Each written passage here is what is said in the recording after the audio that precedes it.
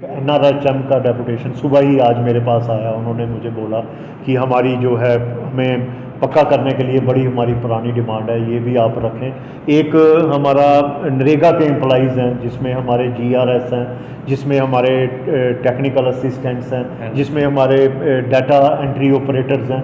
इनका भी लोग मेरे से मिले थे। इन्होंने बोला कि हमारा भी एक इशू है, ये भी इनकी भी हमने चर्चा की। उन्होंने कहा कि ये फाइनेंस में जो है, ये चीफ सेक्रेटरी ने कहा कि इनका इशू जो फाइनेंस में पड़ा हुआ है, फाइनेंस कॉम्प्लिकेशंस हैं, हम इन पे देखेंगे धीरे धीरे करके सारे। आपकी सरकार ने कई गवर्नर उसके अलावा हमारे जो इशू थे हमने पूरे तरीके से उनको समझाए।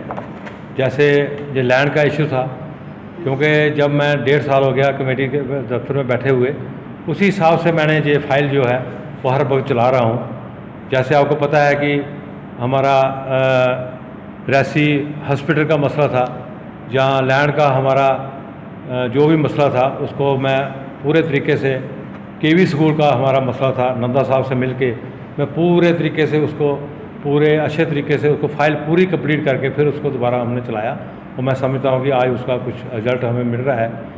लेकिन जो रैसी के इशू हैं, जैसे हमारा बस स्टैंड का सबसे बड़ा इशू है, मैंने उनको कहा सर, क्योंकि हमारे बस स्टैंड की बहुत बुरी हालत है जहाँ बस स्टैंड पे, तो उनको मैंने ये भी कहा कि बस स्टैंड के साथ ही मिलती हमारी लैंड पड़ी है, शीप रीडिंग की लैंड पड़ी है, वो हमें शिफ्ट की जाए।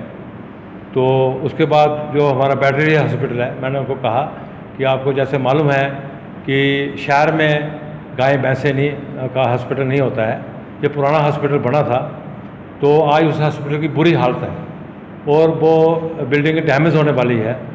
तो उन्होंने कहा कि क्या इसका प्रोविज़न है, तो मैंने कहा कि 10 कनाल के करीब हमने इनको लैंड दे दी है, तो इनको पैसा चाहिए बिल्डिंग के लिए, तो आप इनको पैसा दीजिए जो जहाँ से शिफ्ट हो। और उसके बाद मैंने 1 करोड़ रुपये की डिमांड की है बस स्टैंड रैसी के लिए, क्योंकि आपको पता है कि बस स्टैंड की कैसी हालत है। मैं चाहता हूँ कि पूरे बस स्टैंड पर एक टाइल लग जाए और अच्छे तरीके से बस स्टैंड बन जाए।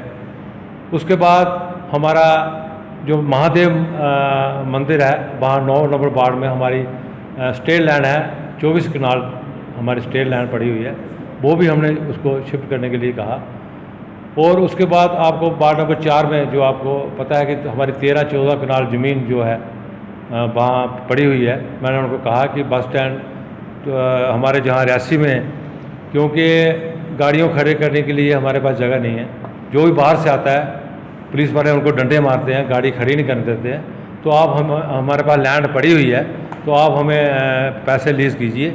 मैंने उनको कहा कि आप हमें 2 करोड़ रुपये दीजिए और हम चाहते हैं कि नीचे पार्किंग बन जाए, ऊपर शॉपिंग कॉम्प्लेक्स बन जाए। उसके लिए भी मैंने बात रखी। और हमारे जहाँ रैसी डेवलपमेंट के लिए, क्योंकि मैं समझता हूँ कि डायरेक्टर साहब के पास इतना पैसा नहीं है कि जो हमारी रैसी की डेवलपमेंट कर सके। मैं नंदा जी का बहुत शुक्रगुजार हूँ कि 2.25 करोड़ रुपया अगर आज वो मेरे पास नहीं होता तो आज रैसी के लोग मेरी क्या हालत करते आप सब जानते हैं। क्योंकि वो 2.25 करोड़ रुपये मेरे पास था, तो मैंने वो गलियाँ छलियाँ जो भी थी, नाली ड्रेन वगैरह, वो मैंने कंप्लीट कराई। थोड़ी सी जो हमारी जो गली रहती है, तो मैंने डायरेक्टर साहब को कल फ़ोन भी किया था, वो आज जहाँ वो 11 बजे मेरे दफ्तर में भी आए और उन्होंने पूरे रैसी का जो है मेरे EO के साथ मिलकर रोड किया है। जहाँ जहाँ भी हमारी प्रॉब्लम बनी है, मैंने जहाँ कालका मंदिर के लिए कहा कि वहाँ पे हमारा पार्क बनना चाहिए, हमारे पास पहले पैसे भी थे, लेकिन उस पैसों का क्या हुआ। लेकिन उसके बाद जो सूले से लेकर हमारा फोर्ट व्यू है, उसके लिए मेरी बात हुई। जैसे नंदा साहब जी ने कहा कि हॉस्पिटल जो चिल्ड्रन बच्चे के लिए बात हुई, हर तरीके से उनसे साथ बात हुई। मैं समझता हूँ कर्मचारी जो अस्थायी हैं उनको लेकर के क्या मैंने उनसे साथ भी बात की। मैंने कहा सर, हमें डिस्ट्रिक्ट तो रैसी में मिल गया, लेकिन डिस्ट्रिक्ट की जो फैसिलिटी है वो आज तक हमें नहीं मिली। मुस्लिम कमेटी के बुरा हाल है, सफाई कर्मचारी हमारे पास है ही नहीं।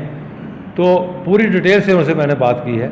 मैं समझता हूँ कि उनको थोड़ा सा मैंने हिंट भी दिया कि हम 2004 में जब अटल जी प्रधानमंत्री बने तो मैं उनके पास कुछ डिमांडें लेकर गया था, तो उन्होंने हंसकर कहा था कि एक नारा लगाओ कि हमारी डिमांडें पूरी करो। तो वो हंसने लगे कि वो उन्होंने ये कहा, वो नहीं है काम करने का तरीका। तो मैं समझता हूँ कि जो आज हमारी बात हुई है गवर्नर साहब से बहुत अच्छे तरीके से हुई है, और आप जहाँ पे आए मैं आपका मीडिया वालों का बहुत बहुत शुक्रिया अदा करता हूँ। धन्यवाद।